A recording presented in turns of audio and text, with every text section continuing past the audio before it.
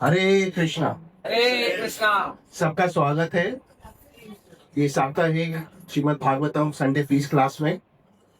हमारे बीच रेवती माता जी हैं, जिनका परिचय देने की कोई जरूरत नहीं, आप सब उनको बहुत अच्छे से पहचानते हैं। आज हम सब के लिए एक बहुत बड़ा दिन है। हमेशा ही होता है जब रेवती माता जी साथ होती हैं।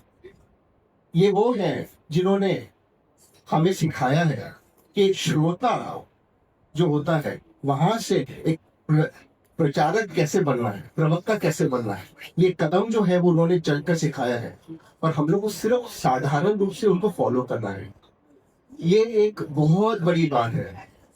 वो एक आम हमारी तरह एक जिंदगी जीवन व्यतीत करती थी और आज देखिए हम सबकी शिक्षा गुरु हैं। हम लोग कितने सौभाग्यशाली हैं। ये एक बहुत कृपा है कि ये हम लोग को गुरु परंपरा से हमारे पास गुरु की वरदान, गुरु की वाणी हम तक पहुंचा रही है और जो हमारा जीवन जो बंजर था उसको हरिनाम से हरियाली में परिवर्तित कर दे रही है। और अब हम माता जी के लिए, मैं और समय नहीं लूंगा, माता जी के लिए हरे कृष्णा महामंत्र बोलते हुए उनका स्वागत करेंगे।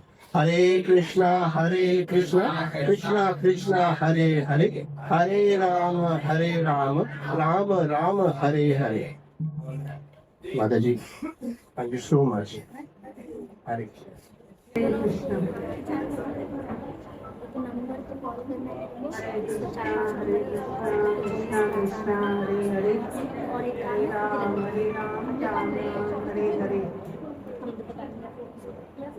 हरि बोल।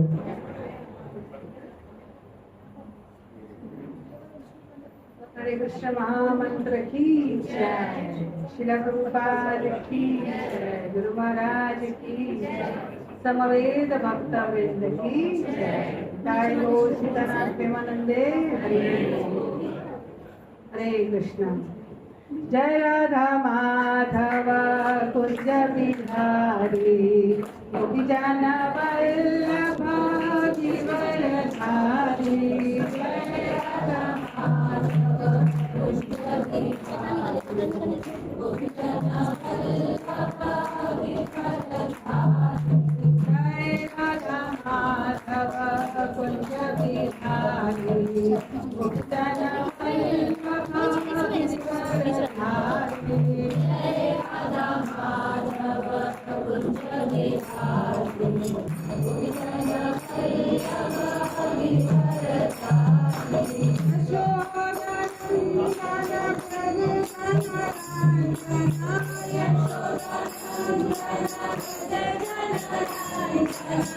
यशोदा नंदन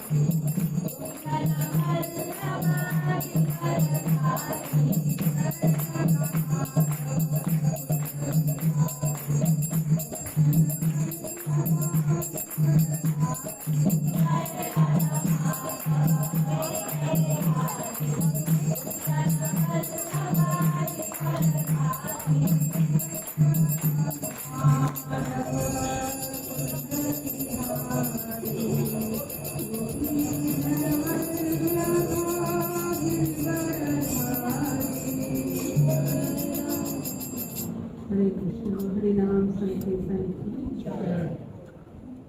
तो ऐसा है कि ये दो चेयर वहाँ से जाके इधर रख लीजिए, वहाँ आने तक भी यहाँ पे कोई बैठ सकता है। ऊपर हो गई ना ये वाला सेक्शन प्रभु जी का।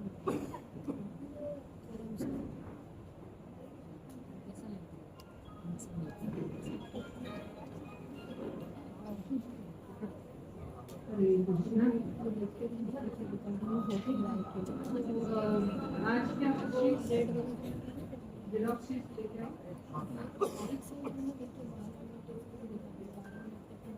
आना तो भागवत ओम अज्ञानतिमिरान्धस्य ज्ञानाञ्जनशलाकया चक्षुरुन्मीलितं येन तस्मै श्रीगुरुवे नमः। श्रीचैतन्यमनोभीष्टं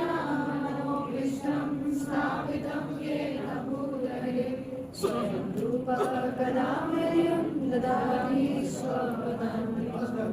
वन्देऽहं श्रीगुरो श्रीरामपदकमलं श्रीगुरुं वैष्णवांश्च श्रीरूपं सागरजातं सहगणा रघुनाथान्वितं तं सजीवं साद्वैतं सावधूतं परिजनसहितं कृष्णचैतन्यदेवं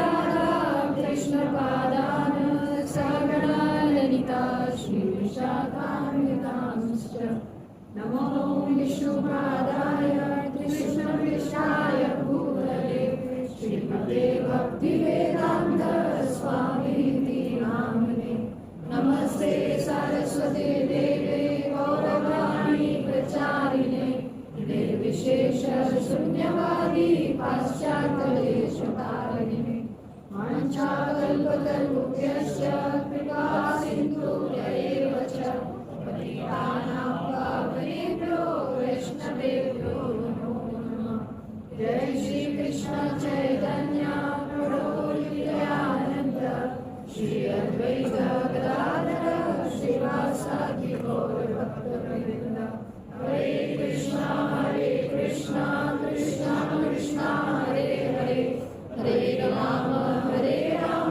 राम राम हरे हरे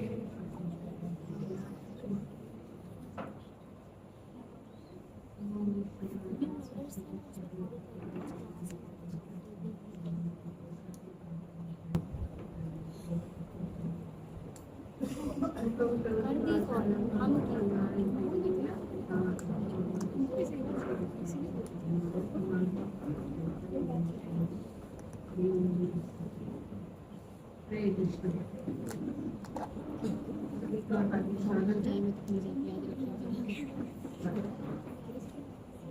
भागवत 10 मिनट सत्र में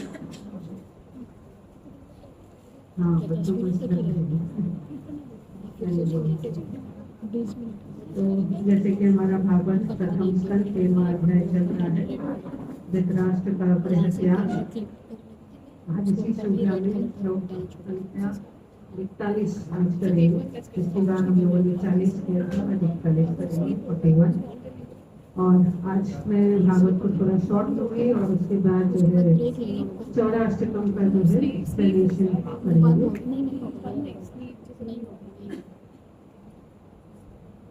ओम नमो भगवते वासुदेवाय। ओम नमो भगवते वासुदेवाय। ओम नमो भगवते वासुदेवाय। ओम नमो भगवते वासुदेवाय। ओम नमो भगवते वासुदेवाय। ओम नमो भगवते वासुदेवाय। नारायणं नमस्कृत्यं नरं चैव नरोत्तमं देवीं सरस्वतीं व्यासं ततो जयमुदीरये नष्टप्रायेषु अभद्रेषु नित्यं भागवतसेवया भगवती उत्तमश्लोके भक्तिर्भवति नैष्ठिकी। हरे कृष्ण। तो आइए श्लोक को साइड करके देखते हैं लोग। 41 नंबर श्लोक। नारद उवाच मा कंचन सुचोराजन्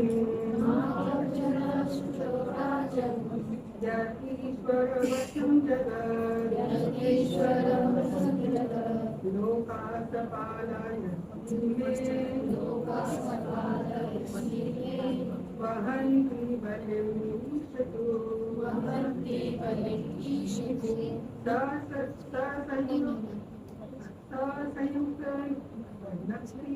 भूतानि स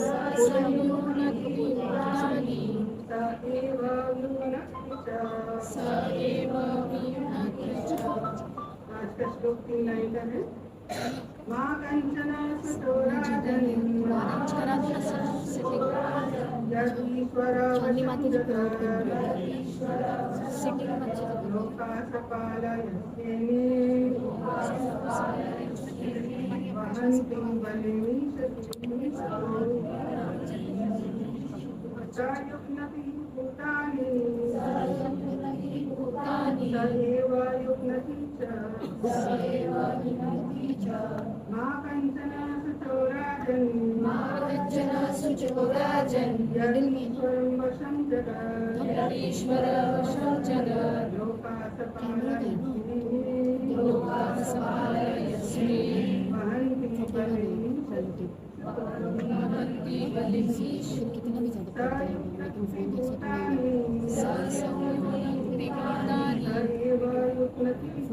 ज्यादा स एव युग्नति च।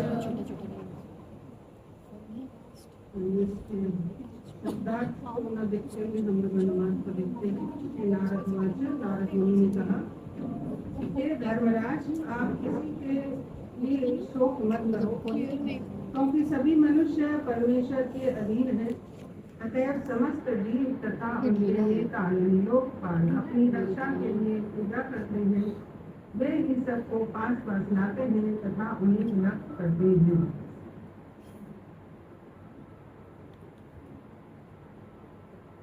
तो जैसा कि हम इस संख्या में देख रहे हैं, विदुर जी आए और धृतराष्ट्र को जो है शिक्षा दी, उपदेश दिया, और धृतराष्ट्र जो है गांधारी के साथ विदुर के साथ रातों रात ग्रह त्याग करके चले गए। और युधिष्ठिर महाराज उस पर उनको सुबह ढूंढ रहे थे, और फिर संजय से पूछा, और फिर संजय भी जो है शोक कर रहे थे कि उनके स्वामी उनको बिना बताए चले गए। तो इतने में शोकाकुल होकर के, व्याकुल होकर के युधिष्ठिर महाराज बहुत ज्यादा अपसेट हो गए थे। तो फिर वहाँ पर जो है नारद जी प्रकट हुए, और फिर नारद जी का उन्होंने स्वागत किया, और फिर नारद जी से कहा, और फिर नारद जी ने उनको ये शब्द कहे आज के। तो बहुत कुछ शोक कर रहे थे, तो इस कारण से जो है नारद जी युधिष्ठिर महाराज से ये कह रहे थे कि हे धर्मराज, आप किसी के लिए शोक मत करो।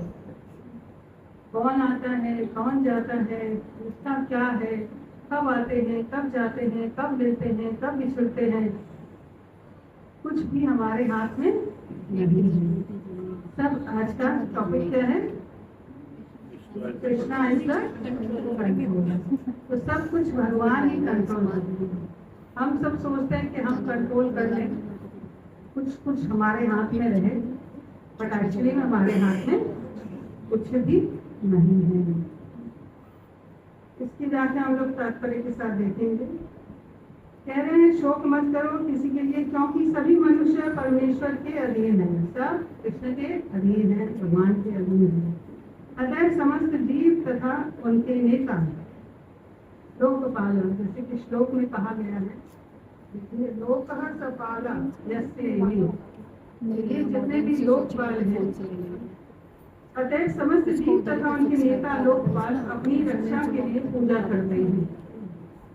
अपनी रक्षा के लिए पूजा करते हैं, मतलब सभी जो है भगवान के अधीन है। जितने भी लोकपाल, मतलब सब लीडर्स होते हैं। लीडर्स इन द सेंस, चार हृदय से बोला जाता है, हमारे सृष्टि के चारों तरफ लोकपाल होते हैं, वही सारा सब कुछ संतुलन जो है बनाए रखते हैं। वो भी जो है भगवान की पूजा करते हैं। तो कुछ भी जब हम ऑफरिंग करते हैं, जैसे कोई भी यज्ञ वगैरह करते हैं, कोई भी देवी के लिए, देवता के लिए, लोकपाल के लिए, तो जब हम वो यज्ञ करते हैं, उनको वो ऑफर करते हैं, तो ये जो लोकपाल है, ये पूर्ण रूप में जो है स्वाधीन नहीं है। वो क्या है? अधीन है। भगवान द्वारा जब एक्सेप्टेड होता है, तभी कोई देवी गॉड्स उसको एक्सेप्ट करता है। इसीलिए जब देवी देवताओं की पूजा की जाती है, तो हम लोग बोलते हैं भगवान को भोग लगाया है, आप खा लीजिए।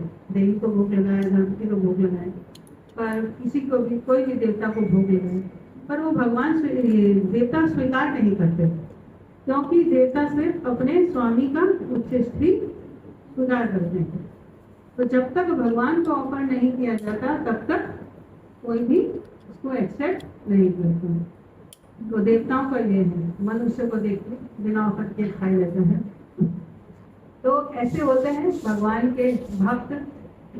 हालांकि सभी देवता भगवान के भक्त हैं, परंतु सकाम कर्म के भक्त हैं, पर भक्त हैं। हम में से भी बहुत जने सब सकाम कर्म के भक्त हैं। कुछ भक्ति वक्ति करते हैं, जब तक करते हैं सब भगवान अच्छा करे, अच्छा करे, अच्छा करे, है ना। इसलिए नहीं, भक्ति की जाती है भगवान की प्रसन्नता के लिए, अपनी प्रसन्नता के लिए नहीं कि हमारे लाइफ में सब कुछ अच्छा हो जाए, अच्छा हो जाए। नहीं, हम भगवान के अंश हैं। भगवान को प्रसन्न करने के लिए भक्ति की जाती है। और जब भगवान प्रसन्न होंगे, आपके पूरा खानदान प्रसन्न हो जाएगा। पूरा खानदान क्या, पूरा देश, पूरा विश्व, पूरा ब्रह्मांड प्रसन्न हो जाएगा। इसलिए यहाँ कह रहे हैं, वे ही सबको पास पास लाते हैं तथा उन्हें विलक करते हैं। तो बस समय समय पर वो सबको यहाँ पर एकत्रित करते हैं, इकट्ठा करते हैं, और फिर समय आने पर काल का जैसे प्रभाव होता है, फिर सब अलग अलग हो जाते हैं। तो तात्पर्य में देखते हैं प्रभुपाद ने बहुत कुछ कहा है और उसमें कुछ उदाहरण भी दिए हैं। तात्पर्य में प्रभुपाद कहते हैं प्रत्येक जीव चाहे वह इस जगत में हो या आध्यात्मिक जगत में परमेश्वर के अधीन है। कोई बोले भक्ति करके हम अगर ऊपर चले जाए भगवान के पास तो फिर हम स्वतंत्र हैं, बोले नहीं, फिर भी आप भगवान के अधीन है। You are controlled by Krishna and Krishna is also controlled by his devotee. Krishna भी चाहते हैं कि मुझे डिवोटी कंट्रोल करे। माँ यशोदा छड़ी लेके मारे, आनंद बाबा चिल्लाए, गुस्सा करें, है ना, तो वो भी कंट्रोल होना पसंद करते हैं। पर बशर्ते क्या है, हमें एक्सेप्ट करना चाहिए कि भाई हाँ भगवान आप हमें कंट्रोल कीजिए, यू आर द कंट्रोलर। पर जब हम अपने प्लान्स अपने तरह से सब कुछ कंट्रोल करने की कोशिश करते हैं तो भगवान फिर इंटरफेयर नहीं करते। In any case we are not independent, हम लोग कंट्रोल्ड हैं। अगर भगवान की कंट्रोल नहीं होंगे तो हम माया के कंट्रोल में होंगे, हम स्वतंत्र नहीं हैं, हम इंडिपेंडेंट नहीं हैं, ये कहा जा रहा है। ठीक है, तो सब परमेश्वर के अधीन है। इस ब्रह्मांड के नायक ब्रह्मा से लेकर एक शूद्र चींटी तक सभी परमेश्वर की आज्ञा का पालन करने वाले हैं। सब भगवान की आज्ञा का पालन करने वाले, और जो भगवान की आज्ञा का पालन नहीं करता, बहुत लोग हैं ना, तो क्या होता है उनके साथ, क्या होगा उनके साथ? क्रिमिनल्स, पता नहीं कोई लॉ बनता है हमारे देश में, हमारे स्टेट में, वो लॉ को सबको फॉलो करना पड़ता है ना। अगर लॉ को फॉलो नहीं किया तो हम क्रिमिनल्स कहलाते। तो ये सृष्टि भी भगवान ने बनाई है, इसके कुछ रूल्स, इसके कुछ नियम बनाए हैं, कुछ लॉ बनाए हैं। अगर हम उसको फॉलो नहीं करते हैं तो फिर क्या होगा, हम भी क्रिमिनल्स हैं।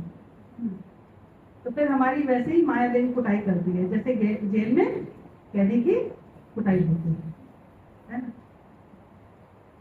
तो इसलिए सबको आज्ञा पालन करना चाहिए। तो बोले आज्ञा पालन कैसे करें? जो भगवान ने दिया है ना लॉ बुक, भगवत गीता, भागवत, उसको फॉलो करिए। तो ये सब हम नहीं जानते, और नहीं जानते तो सीखिए, जो जानते हैं उससे जाकर सीखिए। आप ये बोल देंगे कि हम नहीं जानते तो हम बच जाएंगे। हम जा रहे हैं रेड लाइट की, हमको पता नहीं था रेड लाइट में रुकना है, अगर बोलेंगे तो चलेगा क्या? फाइन तो लगेगी, है ना। हम अनजान है, हमें पता ही नहीं था। जैसे हम लोग उस दिन मायापुर से आ रहे थे, स्पीड में गाड़ी थी, अब कहाँ जो है स्टेज शुरू हो गया पता नहीं, 100 की स्पीड में थी, फाइन कर दिया। भाई आपको 80 की स्पीड में, हम लोगों ने कहा भाई हम लोगों को पता ही नहीं कहाँ से स्टेज चालू हो गया। हम लोग तो सोचे अभी हम लोग अंदर ही हैं, पर फाइन ले लिया, है ना। तो इस तरह से जो नियम है सो है, आप जाने या ना जाने तो फाइन। तो फिर अकलमंदी क्या है कि हम नियमों को ठीक से जान लें, जान के फिर उसको फॉलो करें, तब हम यहाँ पर अच्छे से सुचारू रूप से रह सकते हैं। ऐसे बोल कर पलड़ा झाड़ने से काम नहीं करेगा। तो काम क्या करना है, सीखना है हमें, जो जानते हैं उससे जाकर के शिक्षा लेनी है। ठीक है, तो अल्पज्ञ जीव विशेषतया मनुष्य झूठे ही परमेश्वर के नियम के विरुद्ध विद्रोह करता है। झूठे ही वो भगवान के नियम के प्रति जो है नियम के पालन में विरुद्ध करता है। मतलब हम तो स्वतंत्र हैं, हमको जैसे जीना वैसे ही जिएंगे। भगवान ने ऐसा बोला हम नहीं करेंगे, भगवान ने ऐसा बोला, भगवान ने कहा मन बना मत भक्तो मत याजी माम नमस्कुरु। भगवान बोले मुझे नमस्कार करो, मेरी पूजा करो, मेरी आराधना करो। भगवान ने गीता में बहुत कुछ कहा, बोले हम जानते ही नहीं, वो सीखो। और सीख कर बोले नहीं हम तो स्वतंत्र हैं, हम जैसे चाहे वैसे जिए।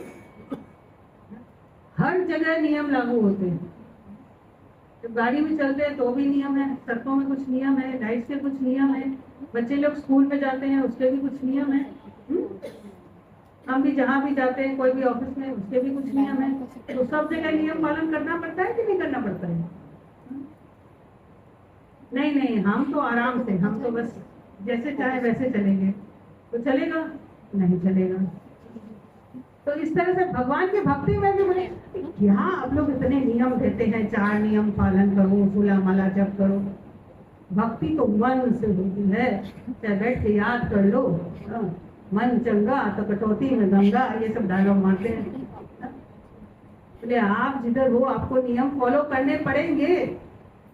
हाँ, जब छोटे से स्कूल में, छोटे से जगह पे हर जगह नियम नियम नियम, तो फिर भक्ति में क्यों आप एकदम बेनियम होकर के करना चाहते हैं? फिर तो काम नहीं चलेगा। हर जगह नियम है तो फिर भक्ति तो बहुत बड़ी चीज है, उसमें भी कुछ नियम होते हैं कि ऐसे भोग लगाओ, ऐसे मंत्र बोलो, ऐसे बैठो, ऐसे जप करो, ऐसे माला पकड़ो, सब नियम है। तो नियम के बिना भक्ति भी नहीं हो सकती, उसमें भी नियम पालन करना जरूरी है। तो आज के बाद अगर कोई कहे हाय भगवान जो नालो सजोरी बैठा बैठू, तो पूछ हाथ दो क्या आप लोगों का नियम है? नहीं, माला लेकर ही बैठना है, करना है। तो फिर ये हो गया स्वतंत्र रूप से हम जैसे चाहे वैसे करें। तो फिर आप उस स्टेट के नियम को तोड़ रहे हैं, तो आपको अच्छा नागरिक नहीं माना जाएगा, तो आपको भक्त नहीं माना जाएगा, है ना? तो इसलिए नियम कानून जो बनाए गए हैं उसको फॉलो करना है। तो यहाँ पर वही कह रहे हैं, जो भी ऐसे नियम के विरुद्ध विद्रोह करता है और इस कारण असुर या नियम भंग करने वाले के रूप में प्रताड़ित होता है। तो जैसे नियम तोड़ के कोई पुलिस वाला फाइन कर देगा, जेल में डाल देगा, कुछ भी करेगा, तो प्रताड़ित होंगे ना, है ना? तो इसी तरह से प्रताड़ित किए जाएंगे माया के द्वारा, क्योंकि नियम भंग किया है। और जो नियम भंग करते हैं उसको क्या बोला जाता है? असुर। जो नियम भंग करते हैं उसको बोला जाता है असुर। बोले हम तो भक्ति करते हैं बिना नियम के, बोले तुम भी असुर हो। जो भगवान के नियम को पालन करे तो वो नियम का पालन किए बिना तुम कैसे भक्ति कर सकते हो? यानी कि तुम असुर हो। जैसे रावण था और कंस था, ये सब ऐसे ही बहुत पंडित थे वो लोग, परंतु भक्ति के नियम को फॉलो नहीं करना। सिर्फ क्या चाहिए? क्यों नियम फॉलो नहीं करना? किसी तरह का रेस्ट्रिक्शंस नहीं चाहिए, हमको अपना सेंस एंजॉयमेंट चाहिए। हम जैसे चाहे वैसे चले, जैसे चाहे वैसे चले, उठे बैठे, जैसे मेरी मर्जी वैसे भी कर लूं। तो इसका मतलब नियम भंग करने वाले। कोई भी जीव परमेश्वर की आज्ञा से किसी विशेष स्थिति को प्राप्त करता है और वह परमेश्वर या उनके अधिकृत दूत के आदेश द्वारा ही किसी अन्य पद पर बिठाया जाता है। तो भगवान के द्वारा ही सब कुछ होता है।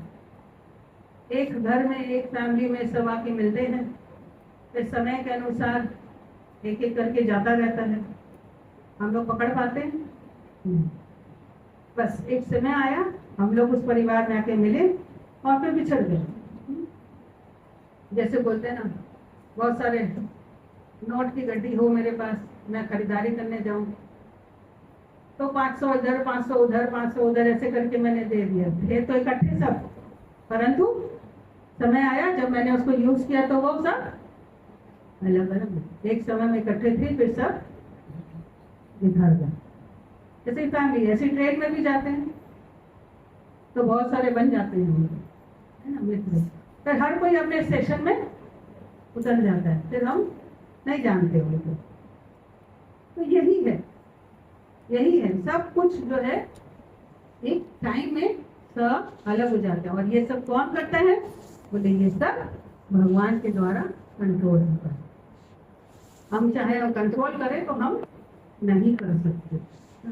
हम प्रकृति के नियम के विरुद्ध नहीं जा सकते। बहुत गर्मी लग रही है, तो ठंडी कर दे तो होगा? नहीं होगा। बहुत ठंडी है, गर्मी लाए, नहीं होगा। जो नियम है उसको तो कहते हैं ना, मात्रा स्पर्शास्तु कौन्तेय शीत उष्ण सुख दुखदा आगम अपाय नित्य दान प्रतीक्षित भारत। बस इसको सहन करना सीखो, नियम को पालन करना सीखो, सर्दी हो गर्मी हो, बस फॉलो करो, मैंने उसको बर्दाश्त करो, यही तुम्हारा है। बिठाया जाता है ब्रह्मा शिवेंद्र चंद्र महाराज युधिष्ठिर या आधुनिक इतिहास के नेपोलियन, अकबर, सिकंदर, गांधी, सुभाष नेहरू तथा पंच चंद्रशेखर आजाद सभी श्री भगवान के दास हैं और परमेश्वर की परम इच्छा से ही अपने पदों पर बिठाए तथा उनसे हटाए। आज हमको बना दिए प्रधानमंत्री, कल किसी और को बनाएंगे। आज हमको बना दिया सीएम, बहुत दिन थी सीएम, 15 साल में हटा दिया।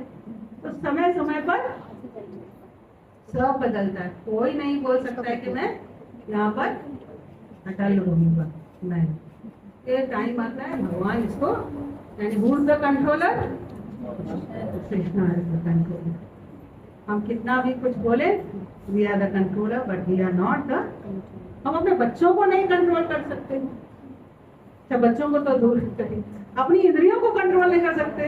हम इंद्रियों के दास बने बैठे हैं। हमारे सेंस जो है, जो भी मांगते हैं हम उसको प्रोवाइड करते हैं। हाँ? अच्छा खाना, अच्छा सुनना, अच्छा जो भी हम उसको प्रोवाइड करते हैं। तो हम तो इंद्रियों के दास हैं, हम उसको नहीं कंट्रोल कर सकते। तो सबसे पहले तो अपने आप से ना, चैरिटी बिगिंस एट होम, घर से शुरू करो, यानी अपने इंद्रियों को कंट्रोल करो, जो नियम बताए गए उसको फॉलो करो, अपने सेंसेस को कंट्रोल करो।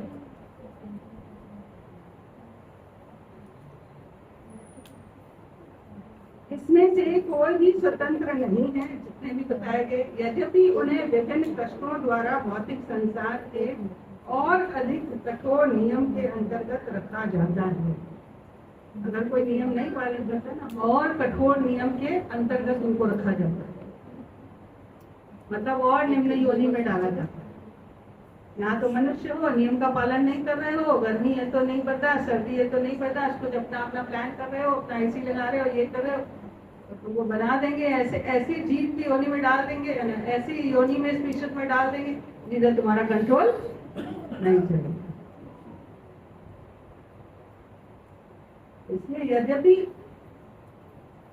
उन्हें विभिन्न कष्टों द्वारा भौतिक संसार में अधिक कठोर नियम के अंतर्गत रखा जाता है, फिर भी ऐसे लोग या नेता विद्रोह करके श्री भगवान की श्रेष्ठता को मान्यता नहीं देते। फिर भी कोई मानता है ये सब भगवान करते? नहीं, तुमसे गलती हुई इसलिए ऐसा हुआ, हमसे गलती हुई, हमने ऐसा किया इसलिए ऐसा हुआ, नहीं तो नहीं होता। तब हम लोग एक दूसरे को आरोपण करते रहते हैं, परंतु ये एक्सेप्ट नहीं करते कि भाई जो हुआ तो भगवान की इच्छा से हुआ, उसको एक्सेप्ट करना। हम एक्सेप्ट करना नहीं सीखते। हमारे अंदर बहुत बड़ी कमजोरी है, जो हमारे पास है उसको लेकर के हम खुश नहीं रहते, और जो हमारे पास नहीं है उसके लिए रोते रहते हैं। प्रसादम भी खाते हैं ना, थाली में सब आइटम है, दूसरे के खाने, मेरे में समोसा नहीं, उधर में समोसा है, तो मेरे में कम क्यों? आपको जो मिला है 10 आइटम, उसको तो खा लो, नहीं दूसरे के प्लेट में ज्यादा नजर जाता। ऐसे ही होता है, जो है उसके लिए हम शुक्रिया अदा, ग्रैटिट्यूड, कृतज्ञता नहीं ज्ञापन करते। जो हमारे पास नहीं है उसी के लिए रोते रहते हैं। एक अंग्रेजी में बहुत एक कहावत है, तो याद आएगा तो बताऊंगा। आप लोग को याद है? नहीं,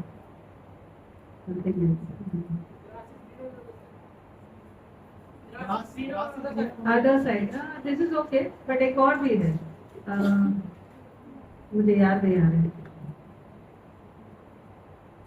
What we have got, we are not happy, ऐसा नहीं है, कुछ और वे से है। नहीं, इंग्लिश में है, याद आएगा तो बता दें।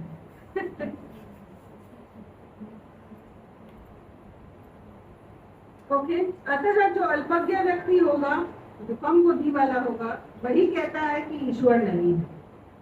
जो बुद्धिमान व्यक्ति होगा वो हमेशा बोलेगा सब कुछ ईश्वर की मर्जी से हो रहा है और ईश्वर ही सब कुछ कर रहा है। इसका मतलब ये नहीं जाके मर्डर कर दे तो बोले ईश्वर नहीं था, वो लास्ट वीक बता दिया। वो घोड़ों के प्रभाव से होता है, ऐसा नहीं है। तो इसलिए ये नहीं कहना कि ईश्वर नहीं है। बुद्धिमान व्यक्ति महाराज युधिष्ठिर को इस कटु सत्य के प्रति आश्वस्त किया जा रहा था, क्योंकि वे अपने चाचाओं तथा ताई के सहसा चले जाने से अधिक व्याकुल थे। देखिए युधिष्ठिर महाराज चले गए, चाचा तो वैसे भी चले गए थे पहले विदुर जी, अब ताऊ भी चले गए तो कौन सी बड़ी बात है। इतना अत्याचार किया हम लोग के ऊपर, इतना प्रॉब्लम दिया, हम तो ऐसे ही बैठा के खिला रहे थे, चले गए तो चले गए, ऐसे सोचे नहीं। युधिष्ठिर महाराज अफसोस कर रहे हैं, और वो क्या कर रहे हैं, अफसोस करते हुए सब बातें बोलेंगे। कैसे उन्होंने हमको ऐसे छोटे में पाला था, ऐसे हमारा ध्यान रखा था, मतलब जो अच्छे अच्छे पॉइंट्स हैं उसको याद करके, उसको बोल करके वो ग्लोरीफाई कर रहे हैं। कहीं भी एक बार भी उसने ये नहीं बोला कि भाई ये गलत किया उन्होंने, सबका सब गलत किया, 5% राइट किया, फिर भी वो। और हमारे जीवन में जो गलत होता है उसको हम लोग हाईलाइट करें, मेरे साथ ये हुआ, मेरे साथ वो हुआ, मेरे साथ वो हुआ, इतना अत्याचार हुआ, ऐसा हुआ, वैसा हुआ, क्या अच्छा हुआ वो हम लिस्ट में नहीं देखते। हमारे साथ क्या अच्छा हुआ वो देखना चाहिए। हम अपने जीवन को क्यों जहर बना रहे हैं। सब अच्छे अच्छे पॉइंट्स को याद करेंगे तो हम जो है हमेशा खुश रहेंगे, हमेशा खुश रहेंगे। मगर हमारी आदत है कि हम सब बुरी चीजों को याद करके और अपने अंदर नफरत और क्रोध उत्पन्न कर देते हैं। जो मिला है उसमें खुश रहो, उसका थैंक्स बोलो, उसका ग्रेटिट्यूड। धरती माता भी बोलती है मैं कृतज्ञ व्यक्तियों के कारण जो है चल रही हूँ। अगर कोई भी मेरे ऊपर जितना भी पाप हो जाए मैं सहन कर लूंगी, मगर एक कृतज्ञ न जो होता है वो अगर मेरे धरती पर पैर रखता है तो मैं उसका बोझ नहीं उठा सकती। धरती माता बोलती। और हम तो कितने कृतज्ञ हैं, इतना सब कुछ हमारे साथ अच्छा है, फिर भी हम हर बुराई को देखते रहते हैं, दोष देते रहते हैं। इसीलिए हमेशा जो मिला है अपनी प्लेट में जो है उसी से संतुष्ट करो।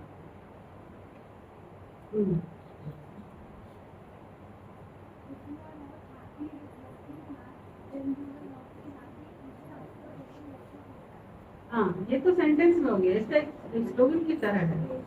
हाँ बहुत सुंदर है। क्राइम फॉर मिसिंग स्टार्टिंग इन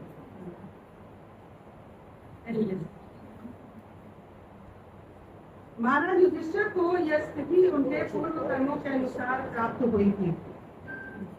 जो भी हमारे जीवन में स्थिति आती है हमारे पूर्व कर्मों के अनुसार ही हमको मिलता है। हमारे प्रारब्ध से ही कोई हमारा दुश्मन बनता है, दोस्त बनता है, सज्जन बनता है ना, क्योंकि हमने प्रारब्ध में कुछ ऐसा किया था।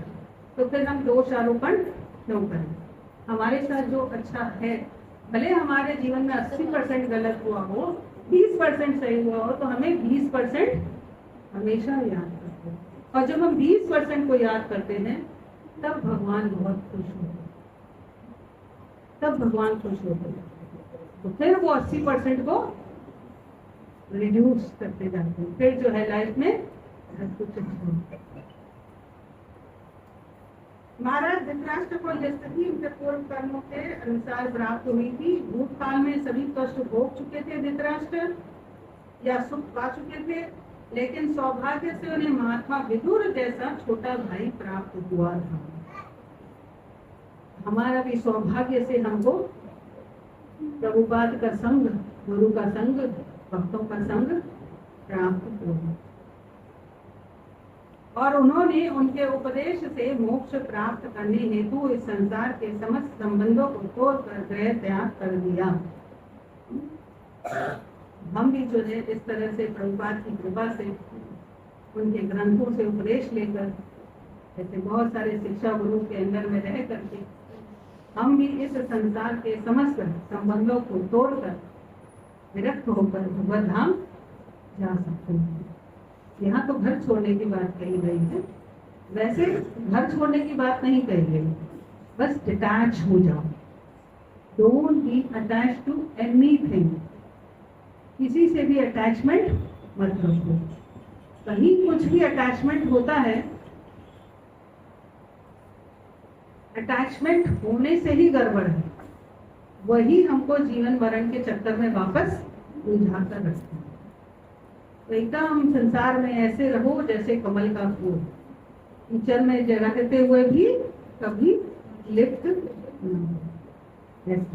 इसलिए भगवान को कमल का फूल बहुत पसंद है, इसलिए ये पूरा महीना जो है अभी भगवान को लोटस ऑफर होते हैं, इसीलिए लोटस भी जीत गया यहाँ पर।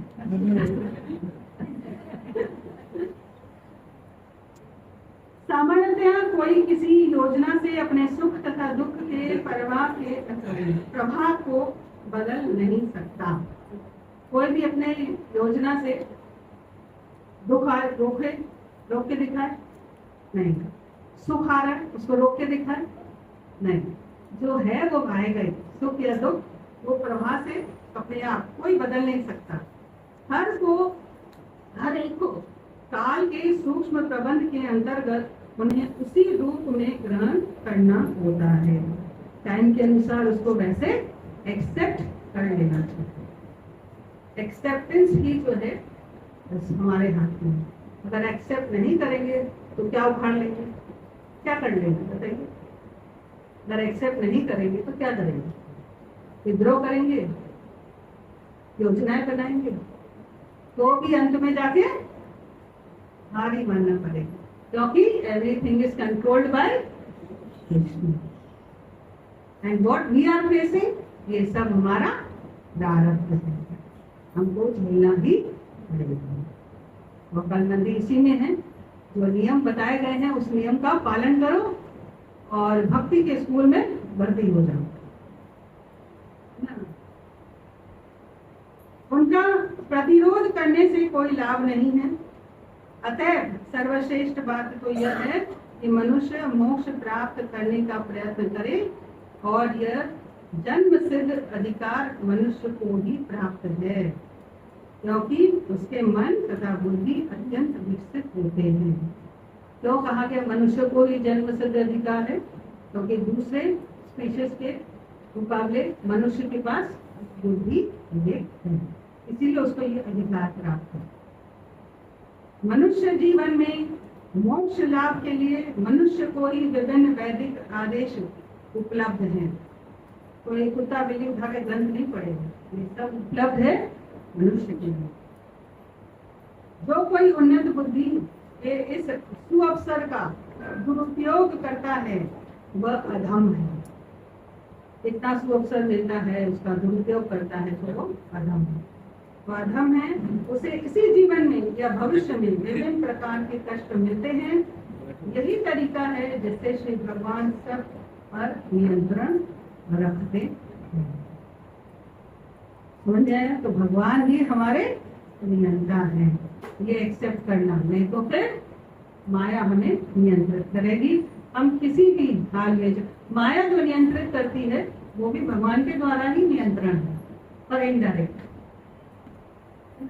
अगर हम नियम को फॉलो कर रहे हैं, हम गवर्नमेंट की बात मान रहे हैं, हम गवर्नमेंट के अधीन है, और अगर हम नियम का पालन नहीं कर रहे हैं, जेल में जा रहे हैं, तो जेलर जो है वो किस हिसाब से, जो नियम बनाया जो गवर्नमेंट ने बोला है वही उसी नियम के हिसाब से वो हमको दंड देगा।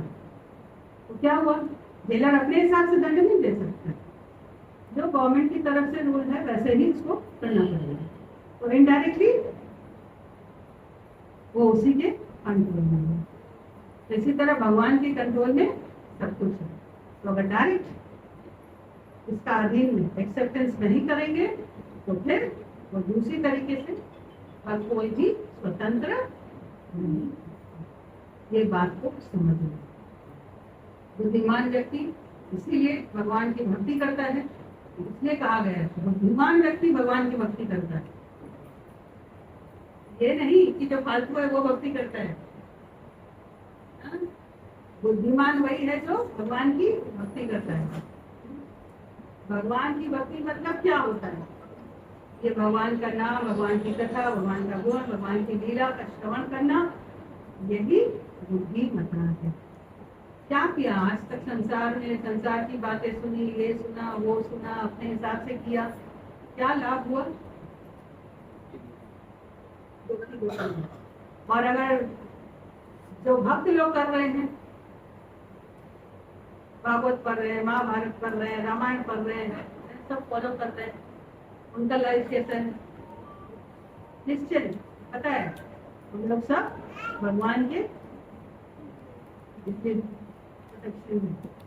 एक बहुत सुंदर विपरीत श्लोक वाला ऐसे वो आता है। क्या कहा जाता है उसमें? उसमें कहा गया है, प्रातः द्यूत प्रसंगा नाम, प्रातः द्यूत प्रसंगा नाम, मध्य स्त्री प्रसंगात, रात्र चोर प्रसंगा नाम, कालो अस्मिन दिन। इसका मतलब क्या हुआ? सिंपल में सोचेंगे लोग, बाप रे, सुबह में ये लोग जो है जुआ के बारे में बात करते हैं प्रातः, और फिर मध्य में स्त्रियों के बारे में बात करते हैं, और फिर रात में चोरों के बारे में बात करते हैं। लोग में ऐसे और अपने काल को, अपने टाइम को ऐसे स्पेंड करते हैं। बोले ये भक्त लोग करते हैं, बोले भाई ये क्या है? तो फिर उसको एक्सप्लेन करते हुए बताते हैं, प्रातः द्यूत प्रसंगा नाम मतलब सुबह वो लोग महाभारत पे डिस्कस करते हैं। मध्य स्त्री प्रसंगा यानी कि रामायण पर चर्चा करते हैं। फिर सीता हरण और रावण का मेल है ना, तो स्त्री प्रसंग के बारे में बात करते हैं। फिर रात्र चोर प्रसंगा नाम, हाँ माखन चोर की बातें करते हैं। रात को बोलो कृष्ण लीला ये करते हैं। कालो अस्मिन निमित्ता, इस तरह से वो अपना टाइम स्पेंड करते हैं। ये है बुद्धिमान व्यक्ति। और यही चीज बाकी सब लोगों के लिए होता है। वो लोग यही सब करते हैं, पर जो वहां कहा गया वही सुबह सुबह उठेंगे तो जुआ, इधर शेयर मार्केट, उधर बाजार, ये वो सब उस तरह की बातें करेंगे। फिर दिन में स्त्री प्रसंग, रात में चोर प्रसंग। तो अभी हम लोग चौराष्टकम करेंगे, उस चोर की बात करेंगे। देखते हैं ये चोर क्या करते हैं हमारे साथ।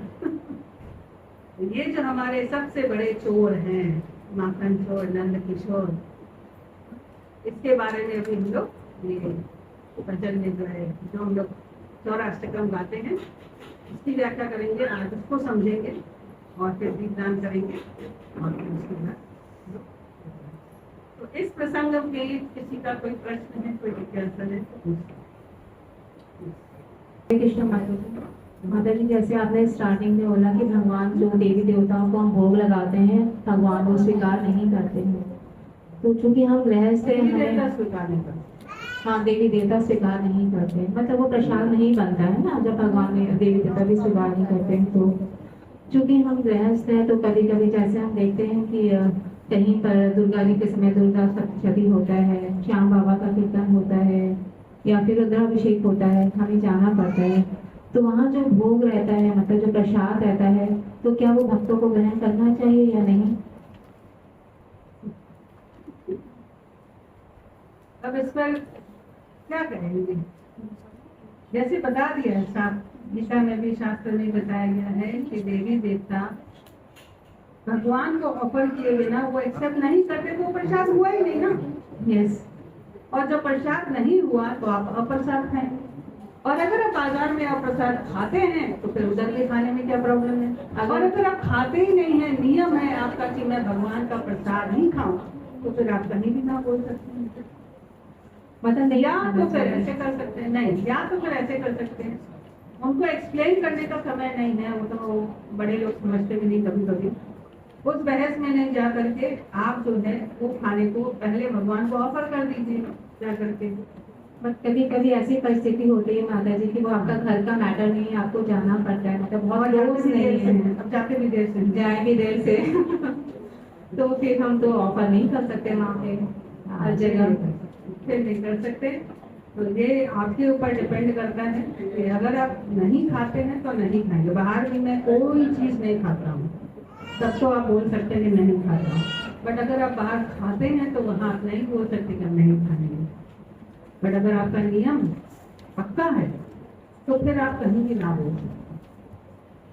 जैसे बहुत लोग फ्लाइट में जाते हैं, चलो जैन फूड खा लिया, तो वहाँ बोलेंगे कॉम्प्रोमाइज कर लेंगे, और उधर दूसरी जगह नहीं करेंगे तो नहीं चलेगा। एग्जैक्टली। और बाकी सब लोग ना चील की तरह नजर डाल के देखते रहते हैं, ये कोई गलती करे तो मैं इसको पकड़ूंगा, ये जहाँ खाएगा मैं उसको बोलूंगा देखो तुमने वहाँ खाया था, आज यहाँ नहीं खाया। तो गिद्ध की तरह उनकी नजर रहती है हमारे ऊपर कि हम क्या करते हैं क्या नहीं करते। अब ये तो पर्सनली आपको डील करना है। एंड माता जी अगर वहाँ लड्डू गोपाल हो और 2 प्लेट में जैसे ऑफर होता है, कई जगह देखते हैं ना, लड्डू गोपाल का अलग और जिस देवी देवता की पूजा हो रही है उसके लिए अलग प्लेट लगती है, उस सिचुएशन में क्या करना चाहिए? इस सिचुएशन में लड्डू गोपाल के सामने प्लेट रखी है तो आप अपना मंत्र बोलिए, लड्डू गोपाल को बोलिए आप एक्सेप्ट करिए, मुझे भी खाना पड़ेगा तो आप खाइए तो मैं खाऊं। उस तरह से प्रार्थना करते हुए खाते। थैंक यू सो मच माता जी। हरे कृष्णा। सारे बना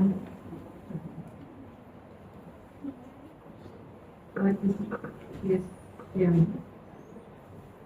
हरे कृष्णा माता जी। माता जी जैसे सपोज एक फैमिली में कोई एक डिवोटी है, फैमिली मेंबर, तो वो सब फॉलो कर रहा है, ठीक है, तो और जो अपोजिट जो दूसरे उसके मेंबर्स है वो लोग उसको गलत समझते हैं, तो क्या करें वो उस सिचुएशन में? उसके साथ फाइट भी नहीं कर सकते, आर्ग्यू भी नहीं कर सकते, तो अगर उस पर दोष अगर कोई लगाता है उस डिवोटी पे, तो कैसे रिएक्ट करना चाहिए, उसको कैसे अपने आप को कंट्रोल करना चाहिए? क्योंकि मैंने जैसे आपने बोला कि कृष्णा इज द कंट्रोलर, तो क्या वो भी उसी के किसी कर्म का फल है कि उसको ऐसे लोगों के बीच में बिठाया है? ऑब्वियसली मैंने कहा ना, सब अलग अलग तिनके इकट्ठे होते हैं फिर बिछड़ जाते हैं, तो वो भगवान ने सेटिंग की है, वैसे दिया है।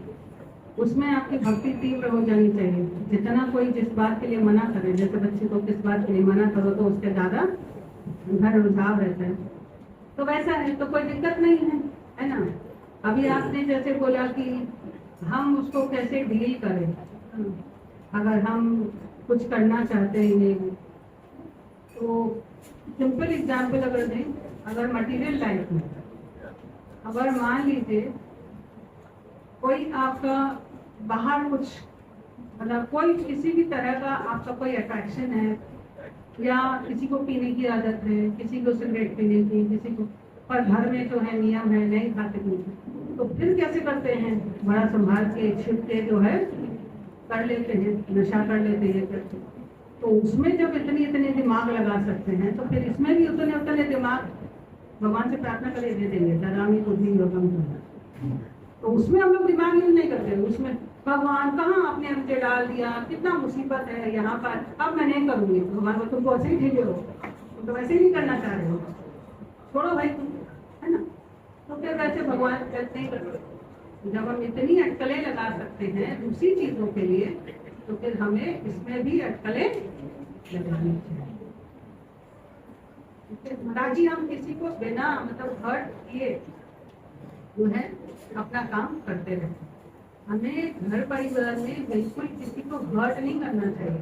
भगवान ने सबको वहाँ पर जोड़ के भेजा है, ठीक है। और हम कहेंगे कि नहीं हम सही पथ पर हैं तो हम कुछ भी बोल सकते हैं, कुछ भी कर सकते हैं। उनके अंदर भी परमात्मा है, आप हर्ट नहीं कर सकते। आप बड़े प्रेम से प्यार से जो है उसको डील करेंगे, और नहीं तो छिप के करेंगे। सारी बात है ना। किसी को ना क्या बैठ के तुम्हारे नाम करते रहते हो, जब करते रहते हो, सब सोच है तब करेंगे। जब कोई उठा नहीं है, वैसे भी देर से उठा नहीं खाता था तब करेंगे। अपना काम करते जाओ, बस अपना काम बनता भाड़ में जाए जल्दी।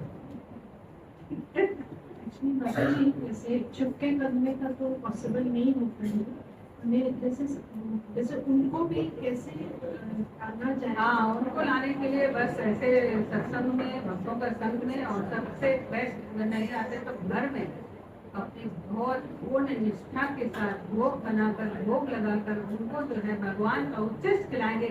भगवान का झूठा खा करके भगवान के गुण गाने लगते हैं। कि प्रभुपाद ने नृत्यों को सबको फिलॉसफी बता के ठीक नहीं किया, सिर्फ और सिर्फ भगवान का प्रसाद। बट हम देखते हैं कि सब बोलते कि इतने साल से प्रसाद खा रहे, तो प्रसाद की कैटेगरी क्या है वो भी देखना पड़ेगा। एक होता है जबरदस्ती, एक होता है प्रेम पूर्वक।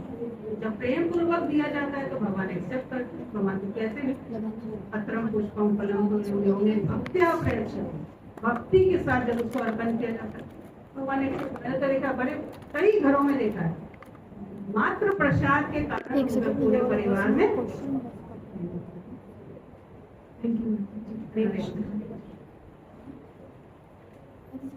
जैसा खाओगे ना वैसा होगा मन।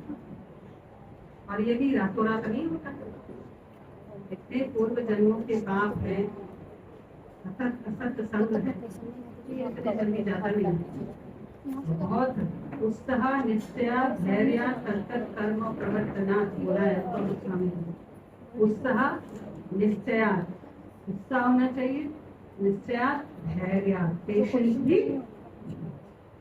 ऐसे ही कोई नहीं आज स्कूल में बच्चे को भर्ती किया कल इंजीनियर बन गया, धैर्य रखना पड़ता है, समय टाइम। ऐसे नहीं कह रहे तो इंजीनियर बनाने निकालो उसको स्कूल से, नहीं। हम लोग का भक्ति में ऐसा ही होता है, हम लोग घुसते हैं इंजीनियर बनने के लिए, फिर बोलते छोड़ो इंजीनियर तो बने नहीं, ठीक है ना। हरे कृष्ण, हरे कृष्णा। दंडवत प्रणाम माता जी।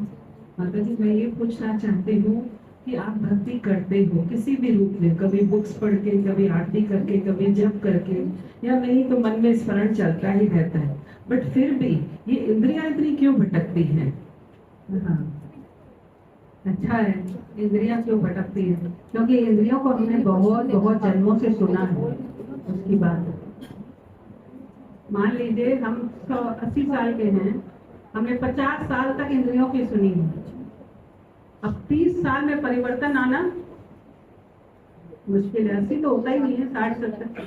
हम चाहते हैं कि तुरंत, अभी मैंने कहा उत्साह निश्चय धैर्य, तो ये इंद्रियों को कंट्रोल करने के लिए जो जो बोला गया है उसको करना पड़ेगा धैर्य के साथ। ऐसे नहीं हो रहा है छोड़ दो, हमारी आदत यही है, नहीं हो रहा है छोड़ दो, मन नहीं लग रहा है छोड़ दो।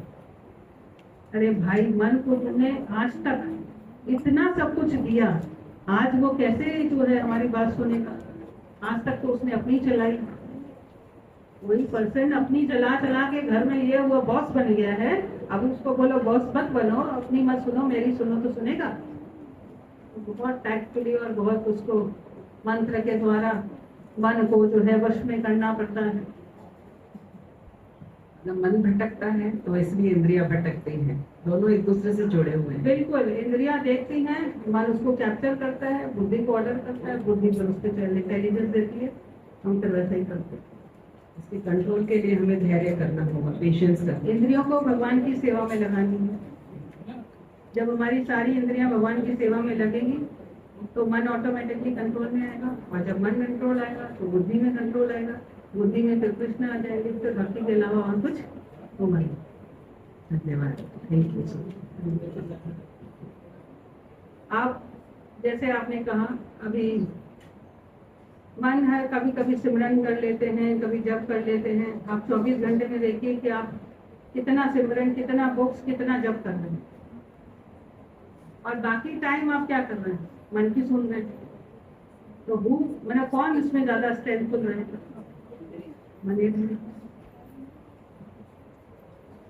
हमारे अंदर दो कुत्ते हैं, bad dog and good dog.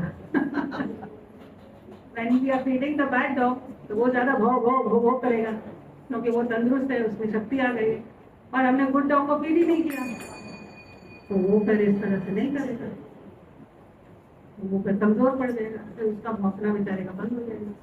धीरे धीरे बैड डॉग ही आगे हो जाएगी। ओके, हरे कृष्ण।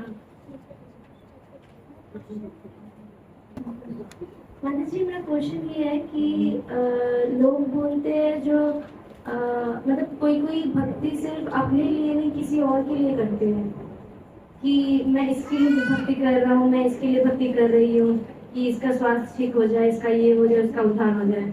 तो क्या फायदा किसका होता है, दोनों का होता है या फिर किसी एक का होता है? क्या भक्ति की परिभाषा क्या है? हमने भगवान को पसंद कर रहे हैं उसके लिए। नहीं मतलब कोई कोई होते हैं ना कि बोलते हैं कि मैं भक्ति हाँ, इसके भक्ति हेल्प के नहीं लिए कर रहा हूँ। बोलेंगे भाई मैं चैंटिंग कर रहा हूँ तो इसके लिए, इसके स्वास्थ्य ठीक हो जाए, मैं इसके लिए पूजा कर रही हूँ, मैं इसके लिए व्रत रख रही हूँ, है ना, इस टाइप से ऐसे बोला जाता है। भक्ति वर्ड नहीं यूज करेंगे यहाँ पर, अच्छा। ठीक है। तो हाँ, ऑब्वियसली अगर हम किसी के लिए प्रार्थना करते हैं तो प्रार्थना भगवान सुनते हैं। तो दोनों को फायदा है। बिल्कुल, एक तो आपका कॉन्शियसनेस डेवलप हो रहा है, आप प्रार्थना कर रहे हो, ठीक है, और दूसरा उसके लिए कर रहे हो तो उसके पास तो उसका रिजल्ट थोड़ा हो जाएगा डेफिनेटली। और एनवियसनेस के बारे में क्वेश्चन था, मतलब एनवियसनेस के बारे में क्वेश्चन था, मतलब एनवियसनेस मतलब क्या होता है? जलन, जेलसी। तो जेलसी तो मतलब सॉरी टू से बट श्रीमती राधा रानी को भी जेलसी होता था कृष्णा को देख के कि पॉजिटिव जेलसी करो ना, आप मेरे से जेलसी करो। पॉजिटिव जेलसी, हाँ, वो positive सही jealousy, है। हाँ। Oh thank you. एक्चुअली में जेलसी स्पिरिचुअल वर्ल्ड में होता ही नहीं है, कंपटीशन होता है। राधा रानी जेलसी नहीं करते, ठीक है, ये लोग कंपटीशन करते हैं, वो उतना अच्छा करे तो मैं इससे भी ज्यादा अच्छा करूँ। जेलसी का मतलब क्या होता है? जेलसी में आप अच्छा कर रहे हो, मैं आपकी टांग नीचे खींच के मैं ऊपर जाऊँ, ये होता है जेलसी। अगर आप जेलसी कर रहे हो कि नहीं मैं इससे ऊपर जाऊं, तो वो कंपटीशन है, वो कर सकते हो आगे बढ़ने के लिए, ठीक है ना। अगर ये फर्स्ट आता है तो मैं इससे भी, ये 90% आता है मैं 95 लाऊंगी, पर ऐसे नहीं कि तिकरम खेल के मैं इसका 80% करूँ और मैं 90 आ जाऊँ, तो वो जेलसी। What's the point? अरे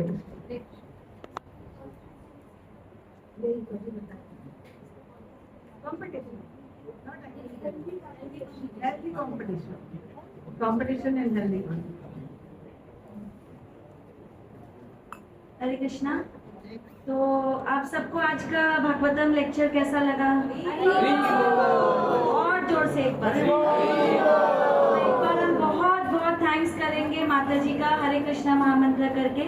हरे Krishna Krishna Krishna Hare Hare, Hare Ram Ram Ram Hare Hare. Thank you so much माता जी, बहुत तहे दिल से हम सब यहाँ पे जितने जन मौजूद हैं आपको बहुत बहुत थैंक्स करते हैं, जो आप एवरी वीक हमारे लिए मायापुर से आती है और हमें अपना संग देती है। साथ में गुरु गौरांगों का ब्लेसिंग्स, राधा माधव का ब्लेसिंग्स, पंचतत्व का ब्लेसिंग सब लेके आती है, जिससे हम पूरे वीक चार्ज रहते हैं। थैंक यू सो मच माता जी। तो इस बार हाँ, नरसिंह भगवान का स्पेशल ब्लेसिंग्स से हम सब प्रोटेक्टेड रहते हैं और हमारे में शक्ति रहती है, एनर्जी रहती है भक्ति आगे प्रोसेस करने के लिए। तो एक और इस बार हम लोग देख रहे हैं कि ये हमारा फोर्थ वीक है, शायद फोर्थ है ना, फोर्थ वीक है। तो आप सब महसूस कर रहे होंगे कि this is such a successful event, मतलब आप लोग महसूस कर रहे हैं ना कि ये बहुत सक्सेसफुल हुआ है। जो हम ऑनलाइन करते हैं उससे आई डोंट मतलब कितना 4 टाइम्स शायद हमारा गैदरिंग हो रहा है, 4 टाइम्स ज्यादा गैदरिंग यहाँ पे, 4 टाइम्स से भी ज्यादा आज मैं देख रही हूँ। बहुत सुंदर गैदरिंग है आज यहाँ पे। तो कई डिवोटीज हैं जो यहाँ पे फिजिकली प्रेजेंट रह के भी सेवा करते हैं और जो पीछे से भी सेवा करते हैं, जैसे गाइड करते हैं हमें। तो इसमें सबसे पहला नाम है हिज ग्रेस दशराज गोपाल प्रभु जी का, जिन्होंने कांस्टेंट अपना ब्लेसिंग्स और कांस्टेंट अपना गाइडेंस के साथ में ये प्रोग्राम को बहुत एंथुसियास्टिकली हम सबको इसमें भाग लेने के लिए उन्होंने प्रेरित किया है। उसके लिए एक बार जोर से हरि बोल करेंगे। हरि। सेकेंड नाम मैं लेना चाहूंगी, सेकेंड नहीं फर्स्ट के साथ बराबर इम्पोर्टेंट है, इसके सुरेश्वर जगन्नाथ प्रभु जी, जो मुझे every time every week guide करते हैं कैसे बोलना है, कैसे प्रेजेंट करना है, कैसे हमें किसका नाम लेना है, एवरीथिंग, ईच एंड एवरीथिंग। तो वो अपना नाम कभी नहीं लेते हैं, मेरे को लिस्ट में बाकी सबका नाम लिखा है, तो पर ही इज अटमोस्ट इम्पोर्टेंट। उन्होंने बहुत गाइड किया और हमेशा एवरी टाइम गाइड करते हैं, तो उनके लिए एक बार जोर से हरि बोल। फिर हम थैंक्स करना चाहेंगे, हार्टिएस्ट थैंक्स तो सिंधी पंचायत के लिए, जिनके वजह से आज हम इतना बड़ा प्रोग्राम ऑर्गेनाइज कर पा रहे हैं। हरि बोल।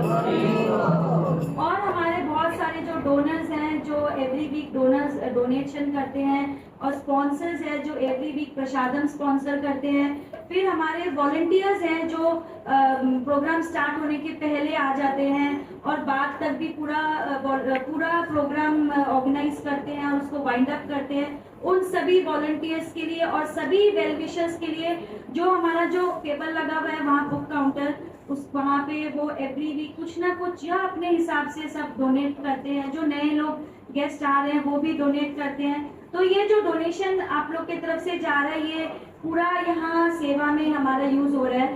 एवरी जो यहाँ पे खर्चे लगते हैं वो सब में यूज हो रहा है।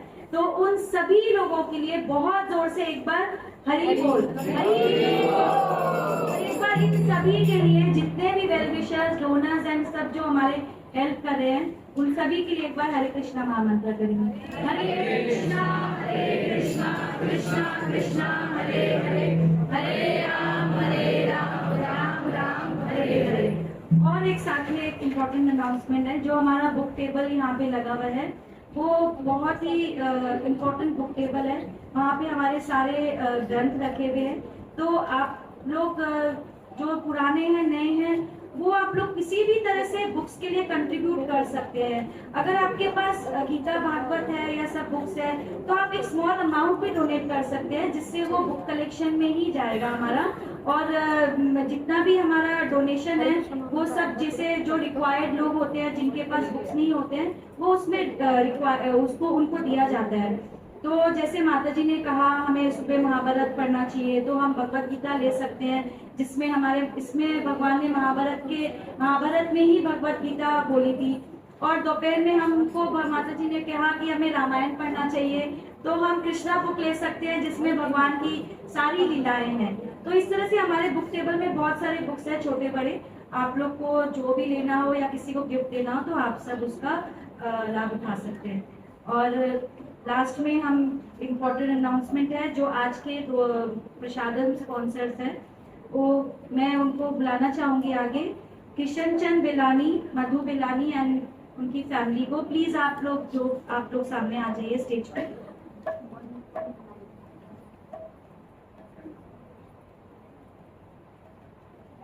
और उनकी डॉटर है, उनकी ग्रैंड डॉटर है, जिनके लिए हम सब वो चाहते हैं कि हम प्रे करें। वो नीट का एग्जाम देने वाली है, तो एक बार उनकी ग्रैंड डॉटर भी आई है क्या यहाँ पे? But Savera exam, the CUT, she's coming. She's coming. She has an exam. Had an exam. CUT.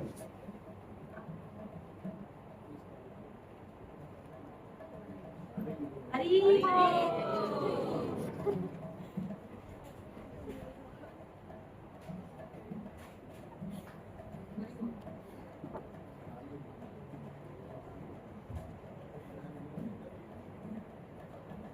एक बार जोर से हरी बोल। आज का पूरा प्रसादम इनके तरफ से स्पॉन्सर्ड है। और एक बार इनकी डॉटर के लिए एक बार हरे कृष्ण महामंत्र जोर से हम सब करेंगे। वो उनको ब्लेसिंग्स चाहिए, उनकी डॉटर नीट का एग्जाम दे रही है।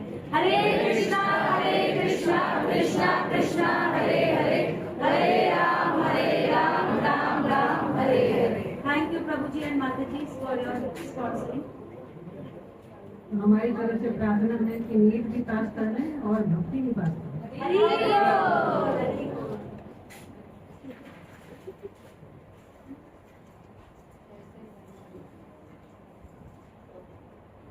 हरे कृष्णा। थैंक यू सबका, आप सबका बहुत बहुत थैंक्स। आप सब लोग इतने अच्छे से हर वीक आते हो। Thank you so much.